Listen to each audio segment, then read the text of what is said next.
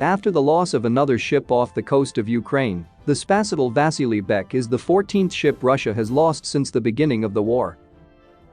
This includes patrol and amphibious ships, plus the big prize, the Moskva guided missile cruiser that was also the flagship of the Black Sea Fleet. This huge losses of the Russian Navy are bringing the question, is Ukraine mastering its shore defense assets?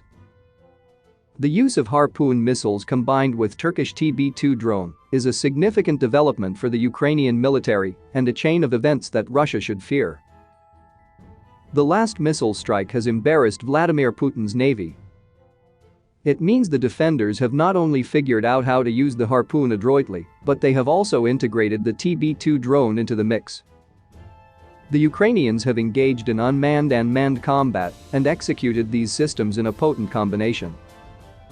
There were questions earlier that the Ukrainians would not be able to master the Harpoon quickly, but the defenders have delivered.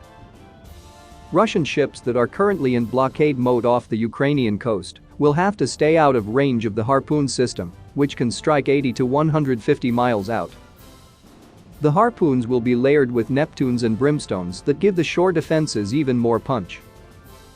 The latest strike shows the Russian Navy continues to have difficulty against Ukraine and will likely not risk its naval shipping in an amphibious attack against Odessa, for example, without first destroying Ukrainian anti-ship missiles.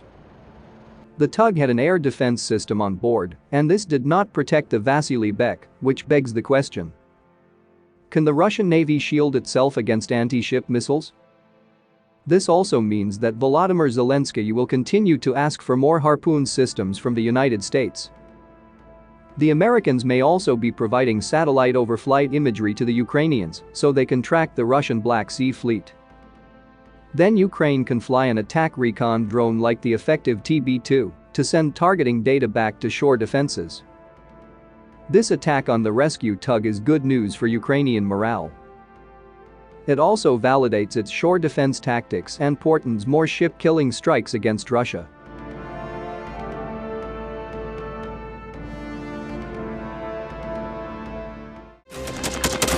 Thanks for watching, and don't forget to subscribe. Also, if you want to support Warthog Defense, please become our member and get early access to new videos, exclusive members-only videos, and become administrator in comment section. The membership link is in the description. Rescues every day. We had a guy last week, it's 6 rescues in 6 days. He's doing the job every day.